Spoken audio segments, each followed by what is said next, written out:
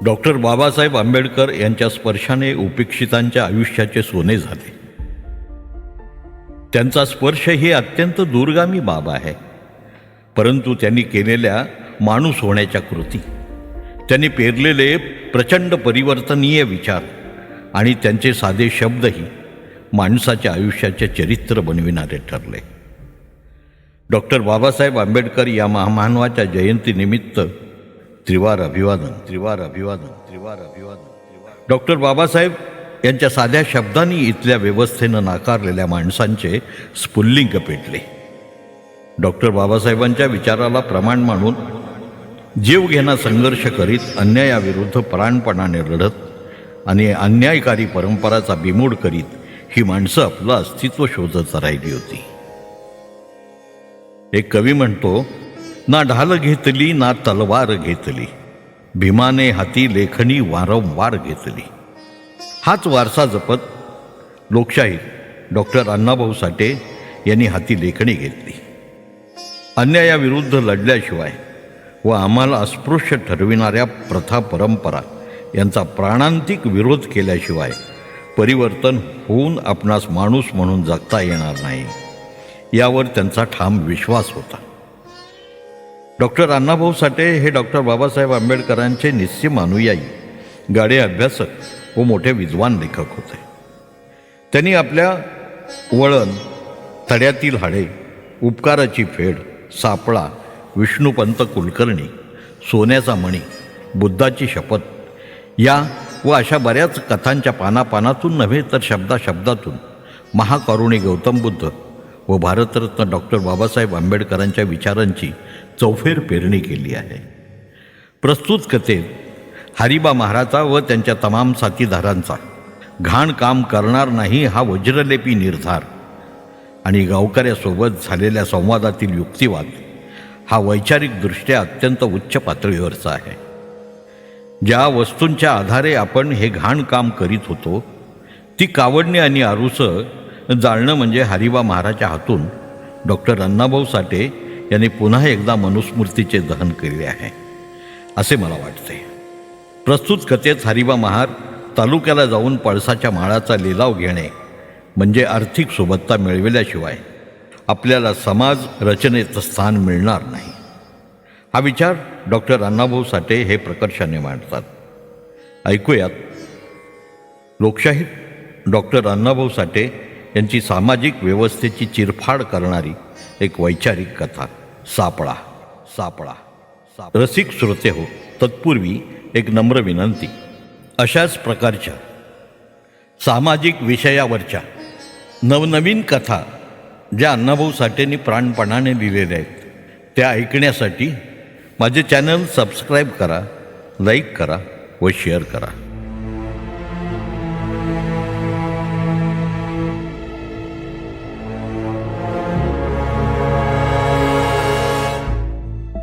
लेका महाराणी पायरी सोडली, त्यासने आता गावचा इंगा दाखवूया, नाहीतर महार जात डोक्यावर बसत, असं सांगत दादा देशमुख आळोआळी फिरला. त्यानं महाराविरुद्ध आग पेटवली आणि एकदम भडका उडाला. उभा गाव पिसाळला. महारावर इंगा फिरवण्यासाठीची जो तो भाषा बोलू लागला. महारवाड्यावर गाढवाचा नांगर फिरवीन तरच नावाचा दादा देशमुख अशी दादानं डिरकी ठोकली. एकूण एक लहान थोर चावडीवर जमले. महारांना घेऊन येण्यासाठी बजारामोशी दांडलला आणि चावडीवर महार आले की त्यांना झोडपून काढण्याचा विचार करीत गाव बसला. कारण दादा देशमुखाच्या वाड्यात मरण कळाच पसरली होती. आज 2 दिवस देशमुखाचा एक प्रचंड बैल मरून दावणीला पडला होता. तो लोखंडाप्रमाणे ताटला होता आणि भोपळ्याप्रमाणे फुगून त्याने डोळे वटारून पडला होता. भुंग्यासारख्या मोठ्या माशाने त्या बैलावर झाकळण घातली होती. तो मेलेला बैल पाहून देशमुखाची बायको पोरं हवालदिल झाली होती, भयभीत झाली होती. दादा रडकुंडीला आला होता. आपला बैल मेल्याचं दुःख होण्याऐवजी त्याचा तो मृतदेह आज 2 दिवस वाड्यातून हलत नव्हता याचंच त्याला भयंकर दुःख झालं होतं. आणि त्याच्या दुःखाला गरीब महार आणि त्याची बावकीच जबाबदार होती म्हणून तो चिडला होता. कारण महाराणी एकाएकी मेलेली ढोरं ओढण्याचं बंद केलं होतं. म्हणून देशमुख महाराच्या नावानं खडे फोडीत होता. त्यानं शेवटी दत्ता पाटलाला भडकावून दिला. महाराजांशी सामोपचारानं बोलून भागणार नाही, एकदम जोडाच काढला पाहिजे असं तो सर्वांना सांगत होता. दत्ता पाटील हा पोलीस पाटील न्यायनिवाडा करून महाराजांना शासन करण्यासाठी टपला होता. तो डोळे झाकून बसला होता. आता महार लोक आले की आपण कसं बोलायचं याचा तो विचार करीत होता, शब्द जुळवीत होता. गुणपाल शेट्टे गाल फुगून महाराजांची वाट पाहत होता. तो जमलेल्या सर्व बड्या धेंडांना महाराजांच्या अन्यायाची कथा आणि त्याचे भावी परिणाम सांगत होता. महार जर नमले नाहीत तर उभ्या गावाचा मारवाडा होईल असं तो सर्वांना सांगत होता. आणि सर्वांच्या डोळ्यापुढं देशमुखांचा तो मेलेला बैल तरळत होता. त्यामुळं सारा गाव दचकला होता. त्या बैलानं सर्वांची मती गुंग करून सोडली होती. आणि खरंच तिथं जमलेला प्रत्येक माणूस मनात म्हणत होता, जर आपली ढोरं दावणीत मरून पडली तर काय होणार?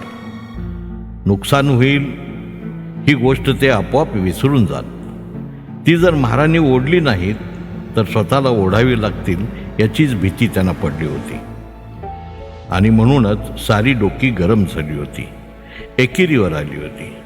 जनावर मरून पडलं, परंतु त्याच्या मृतदेहाशेजारी अन्न कसं खावं याच एका विचारानं सर्वांचे चेहरे काळवंडले होते आणि रागावले होते. गुंडा चाळका मध्येच उठून म्हणाला, मंडळी, म्हातारी मेल्याचं दुःख नाही, पण काळ सोकावतोय ह्याचा आज विचार झाला पाहिजे. महाराजनी ठोकून इतक्यात पाटील डोळे उघडून म्हणाला, म्हणजे असं की ढोरं मरू द्या पण म्हारं डोसक्यावर बसू देऊ नका, असंच नवं? हो हो असंच, चाळका मोकाट मान हलवीत म्हणाला. ह्या उभ्या गावात दत्ता पाटलावानी शना माणूस कवाच झाला नव्हता. माझं बोलणं त्यांनी चटकन हेरलं. आता तेवढा महाराजने इंगा दाखवू म्हणजे झालं. इंगा या शब्दावर त्यानं जोर दिला. दाखवलंच पाहिजे. देशमुख नाक फुगून आणि आवाज उंचावून म्हणाला, जातीनं पायरी सोडली, पायरी सोडली, पायरी सोडली. कुत्रं मांजर जनावर नवं, नि मांग महार माणूस नवं, ही वडिलांची म्हण आहे. पर या भडव्यांनी माझ्या दावणीला बैल कुजायला लावलाय. पोरं बाळं नुसती हमकुटी आली ती. शेंदाड्यावानी बैल फुटण्याची वेळ आली या, नि म्हातारीचा डोळाच उघडना. वाईच कड काढा. दत्ता पाटील म्हणाला, म्या सारी मारं गोळ्या घालून हुमरावानी पाडली असती, पर काय करू, माझा बैल मरना गा. एवढ्यात महाराणा बोलवण्यासाठी गेलेला बजार रामोशी एकटाच आला. तो रिकामा चालेला पाहून देशमुखाचे पित्त खवळले. तो रामवशावर बिथरून म्हणाला, ए बेरडा, काय र, काय म्हणतेत मार, येते ते नवं का? रामोशी उत्तरला आणि सुतारानं पडक्या आवाजात विचारलं, ए नाईक, ती महारं भेदरली असतील नाही का? ती का भेदरते ती? रामोशी म्हणाला, त्यांनी का दरोडा घातलाय का कुणाचं घर फोडलंय? ते बी खरं आहे. शंकर्या सुतार पुटपुटला. त्याचा कणत निघालेला सूर ऐकून शेजारचा पांडू नावी तरकटला. काय खरं आहे रे शंकर्या? मग ही मेलेली ढोरं का आपल्या बाण ओढायची? नाव्याच्या चढत्या आवाजानं पाटलाची मान वर झाली. तो सर्वांना धीर देत म्हणाला, मंडळी गप्प बसा, वाचू नका. एवढ्यात सारी महारं जमून आली. त्यांना पाहून गावकरी आपसात कुजबुजले, खाकरून सरळ झाले. कुणी मारामारीची तयारी केली. सर्वांचे डोळे महारावर फिरले. त्यांनी हरिबा महाराला पाहिला आणि सर्वांनी पापण्या पाडल्या. सर्व महार समोरच बसले आणि गावकरी एकमेकाच्या तोंडाकडे पाहू लागले. पाटील, शेटे, चाळका, देशमुख यांनी माना ताट केल्या. आजूबाजूला कुजबूज वाढली. ती हातानं शांत करीत पाटील महाराणा म्हणाला, हां बोला गा महारानो, ह्यो भूत का उठवलंय? आता आम्ही गावानं ढोरं गुरं पाळायची का नग, बोला. हे ऐकून हरिबा महार शांतपणे म्हणाला, पाळावी की. ज्याच्यात गुरं पाळाय बळ असेल त्यानं खंडीनं पाळावी. आम्ही का नग म्हणतो या? तू नग म्हणत नाहीस, पाटील म्हणाला. आता रीतीनं बोला. ढोरं पाळावी म्हणून सांगतोस ने मेलेली ढोरं वडीनास, ह्याचं नाव काय? ह्याचं नाव सांगू? हरिबा म्हणाला, ढोरं तुमची, दूध तुम्ही खायचं, बैल तुमचं, जितपणी तुम्ही वैरणकाडी घालायची, त्या ढोरानं तुमच्या औतकाठी ओढायची आणि जिती ढोरं मेली की आमासने फुकट रोजगार. म्हणजे तुमची ढोरं आम्ही वडावी. बाळू महार मध्येच म्हणाला आणि पाटील बोलणार तोच देशमुख ताडकन उठून म्हणाला, अरे शेण्याच्या कांद्या, आज पातूर त्वा मेलेली ढोरं का वडलीस? बोल. वडली की आम्ही नाही कावा म्हणतोया, हरिबा म्हणाला. पर तवा आमासनी कळत नव्हतं, आता कळतंय हो. काय कळतंय रे शेण्या? शेटा मान वाकडी करून गुरकला. अरे देवानंच तुला मेलेली ढोरं वडाय पायी महार केलाय. असं का? हरिबा पागुट मागं सारून शेट्यावर विचारला. कंच्या देवानं आमासनी महार केलं.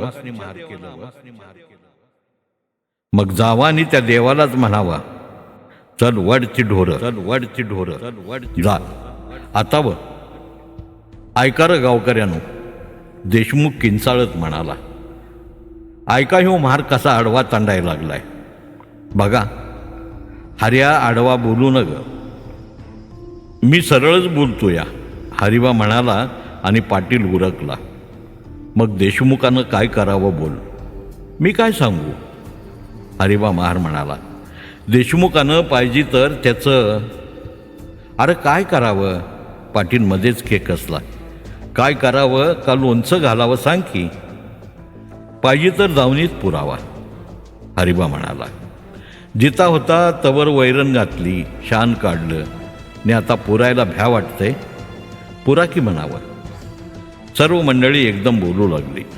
सर्वत्र कालवा सुरू झाला. हाणामारीला तयार झालेली माणसं ऐकत बसली. कुणाचाच धीर झाला नाही. आणि आता शेवटी आपापली जनावरं गोट्यात पुरावी ही हरिबाची सूचना ऐकून सारेच गोंधळात पडले. परंतु हरिबाचं बोलणं देशमुखाच्या काळजाला भिडलं. तो उठून एक हात कमरेवर ठेवून वाकला आणि एका हाताची मूठ उलटी तोंडापुढं धरून रडक्या स्वरात म्हणाला, हे हर्या, हे महारा, आता तुझ्या मोहर बोंबलू का? बोंबला, पण एका बाजूनं बोंबला, हरिबा म्हणाला. म्हणजे मी दोन्ही बाजूनं बोंबलतोय ते कसं सांग बरं? देशमुख म्हणाला आणि साऱ्या गावानं विचारलं, हे हरिबा नीट बोल, दोन्ही बाजूनं बोंबलू नको म्हणजे काय र? म्हणजे असं, हरिबा चढत्या स्वरात म्हणाला. आम्ही ढोरं वडली म्हणजे बी बोंबलताय, ने वडीना म्हणजे बी बोंबलताय. अरे पर कसं ते सांग. चावडी ओरडली ने हरिबा म्हणाला, तुम्ही आमासने शिवून का घेत? तुम्ही घाण काम करता र, पाटील म्हणाला. म्हणून आम्ही ते सोडलं आता, हरिबा उत्तरला. तुमच्या वडिलांनी ढोरं वडली होती त्याचं काय? आणि तुमच्या वडिलानं पाडळीचा दरोडा केला होता त्याचं काय? हरिबानं विचारलं आणि पाटील चाचरत म्हणाला, सरळ बोल. नाही बोलत. आपली ढोरं वडा, आमासने सांगू नका, असं म्हणून हरिबा उठून वाटेला लागला आणि सारी महारं त्याच्या पाठीमागून चालू लागली. गाव एकदम गप्प झाला, पाहत राहिला. आता महाराच्या अंगातील पीळ असा तसा निघणार नाही. काहीतरी जालीम उपाय करूनच महारांना नमवलं पाहिजे. त्यांचा दारकोंड झाला पाहिजे, नाकेबंदी झाली पाहिजे. महाराचं माणूस रानात हिंडू देऊ नका, जनावर फिरकू देऊ नका, भडाआडा जनावरं कोंडात घाला, कुणाला गावात दुकानावर उभं करू नका. याचाच विचार झाला आणि असंच करायचं असा निर्धार करून महाराभोवती सापळा लावण्याचा विचार करीत बैठक मोडली. ती सारी माणसं तशी दादा देशमुखाच्या वाड्याकडे गेली. 2 दिवसाचा ताटून पडलेला तो बैल त्यांनी पाहिला आणि मग पुन्हा सर्वांनी विचार केला. मग 20 गाड्याने तो बैल वाड्याबाहेर काढला आणि रिकाम्या बैलगाडीत ते धूळ कसं तरी चढवलं आणि बैल जुंपून ती गाडी रानात नेली. पुढं 10 गाड्याने मोठा डबरा काढला होता. त्या शेवटी तो बैल त्याने लोटून दिला. सर्वांनी घाम गळेपर्यंत माती ओढून तो खड्डा बुजवला आणि सुटकेचा निश्वास टाकला. 4 महाराचं काम त्यांना उभा गाव लागला आणि जमला. तेव्हा कुठे तो बैल माती आळा गेला. गावातील ती सभा मोडून हरिमहार मारवाड्यात आला आणि गंभीर आवाजात म्हणाला, केश्या, बाळ्या, ती कावडणी आणा. त्याबरोबर ती मेलेली ढोरं ओढायची कावडणी आणि आरुसं घेऊन केसू महार आला आणि पुन्हा हरिबा म्हणाला, लाकडं फोडायची कुऱ्हाड घ्या. बाळूनं कुऱ्हाड आणली आणि विचारलं, आणली कुऱ्हाड, काय करू म्हणता? फोडा ती कावडणी, बारीक करा. हरिबानं हुकमी स्वरात सांगताच बाळ्यानं कावडणीचा बोकणा केला आणि त्याचा ढीक करून हरिबाने त्याला आग लावून दिली. त्या जळत्या आगीत ते आरुसं टाकून हरिबा म्हणाला, ही कावडणी घेऊन आपल्या वाडवडिलांनी जन्मभर मेलेली ढोरं ओढली. आज आपण ती कावडणीच जाळून टाकली. आता परत मेलेल्या ढोराला हात लावायचा नाही. त्याचा घासून मरूया, पण मानानं मरूया. ढोरं ओढतो म्हणून आम्ही कुत्र्यावानी ठरलोय. साऱ्या गावानं जमून देशमुखाचा बैल गाडला आणि ढोरं ओढण्याची, वाहून नेण्याची कावडणी महाराणी जाळून टाक. त्या दिवसापासून गावाचं रूपच बदललं. गावातली बडी माणसं जागोजाग महारावर टपून बसली. महार कधीच पेचात सापडतो याची वाट पाहू लागली. उभा महारवाड्यावर त्यांची करडी नजर होती. महाराणी ती परिस्थिती जाणली. तेही प्रत्येक पाऊल जपून टाकीत होते. कोणाला कसलाही वाव देत नव्हते. दुसऱ्याच्या वावरात पाय देत नव्हते. सर्व काही सावधगिरीनं करत होते. परंतु त्यांच्या भोवती गावाचा सापळा लागला होता. एखादा लांडगा झुडपात दबा धरून बसावा आणि खांडा वेगळं होताच त्याचं मेंढरू पळवावं अशी स्थिती झाली होती. बांधाच्या आत महाराणा पाऊल टाकताच दांडगी सराची काठी फिरू लागली. शेळ्या, मेंढरं, गुरंढोरं जे जे त्यांच्या हद्दीत शिरलं त्याला कोंडवाडा दाखवला जाऊ लागला. कोंडवाडा भरून महार आयरमेटी आले. गावाचे आणि महारांची तेढ विकोपाला गेली. घरापासून शेतापर्यंत महार सरकारी सडकेवरच वावरताना दिसू लागला. त्यांची गुरं उपाशी मरू लागली. तेव्हा सर्व महारांनी तक्क्यात बैठक घेतली. हरिबाला बोलवलं. दारकोंड कसा बुटवावा याचा ते विचार करू लागले. सर्व महार दुःखी होऊन हरिबा काय सांगतो हे ऐकू लागले. केसू महारानं प्रथम सुरुवात केली. अरे आबा, आता जगायचं कसं? गावानं भलतीच करडी कामात धरली. आता जगणं कठीण झालं. त्यावर हरिबा शांतपणे म्हणाला, जर आपण उद्या कावडणी घेऊन गावची मेलेली ढोरं ओढू लागलो तर उद्याच आपला दारकोंड उठेल. तेव्हा तुमचं काय मत आहे ते सांगा. छाछा, तसं कसं? बाळू म्हणाला, तुमचं मत तेच आमचं मत, तुम्हीच सांगा. मग ऐका. हरिबा म्हणाला, एक मोठं वडाचं झाड होतं. त्या झाडाला मुळासकट उपटून काढायचा बेत वाऱ्यानं केला आणि मोठं कावजूर घेऊन वारा आला. तेव्हा झाडानं हेरलं, आता आपण जगत नाही, आणि चटकन त्या झाडानं आपल्या साऱ्या फांद्या फक्कन फेकून दिल्या आणि नुसता खुटच उभा राहिला. वारा जोरात आला, पण तो खूट काही हलला नाही. तसं त्या झाडावाने आपण बी करूया, खुटावानी उभं राहूया. काय करू ते बोला. सर्वांनी विचारलं आणि हरिबा म्हणाला, 8 दिवसात तुमची सगळी शेरडं, मेंढरं, ढोरं इकून रिकामं व्हा. बरं, त्या झाडावानी झडझडीत खूट व्हा. ठरलं. बुधवारी बाजारात विकतो आम्ही. सर्वांनी कबूल केलं आणि हरिबा पुन्हा म्हणाला, मी उद्या तालुक्याला जाऊन सरकारात दाद मागतो. पाट्याला हरिबा तालुक्याला निघाला होता. तो घराबाहेर पडला तेव्हा अंधारच होता. अजून तोंड ओळख झाली नव्हती. नुकताच पूर्वेला उजाळा येत होता. सृष्टी आणि आकाश यांच्यामध्ये प्रकाशमय पट्टा निर्माण झाला होता. ढगांच्या प्रचंड आकृत्या भयान दिसत होत्या. त्या एकमेकावर हळूच जाऊन आदळत होत्या. सडकेकडच्या झाडावर पाखरं किलबिलाट करीत होती. हरिबा मनात सरकला होता. आपण एवढ्या अंधारात घर सोडलं हे बरं नाही झालं असं त्याला वाटू लागलं. तो मागं पुढं पाहत पाय उचलून माळावर आला. दुतर्फा पळसाच्या झाडातून चालू लागला.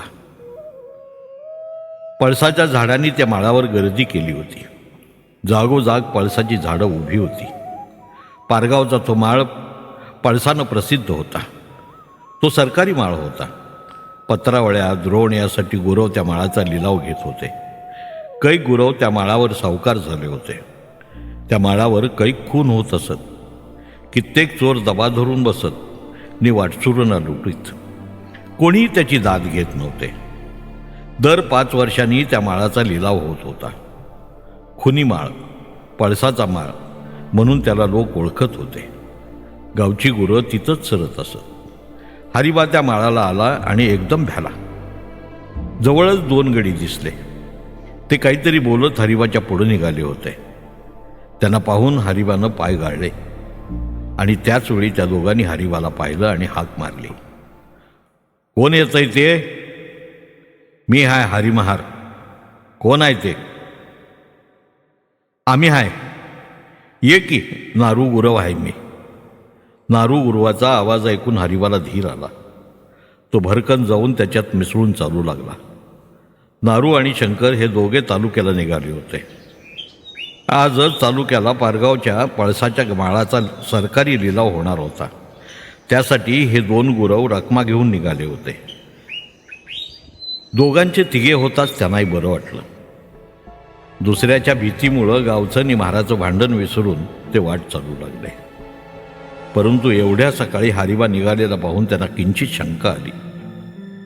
आणि जेव्हा ते तालुक्याला निघाल्याचे त्यांना समजले तेव्हा ते तर अधिकच विचारात पडले. तालुक्याला पोचल्यावर गुरव लिलावाकडे गेले आणि परगावावर खटला करण्यासाठी हरिबा चांगला वकील शोधित फिरू लागला.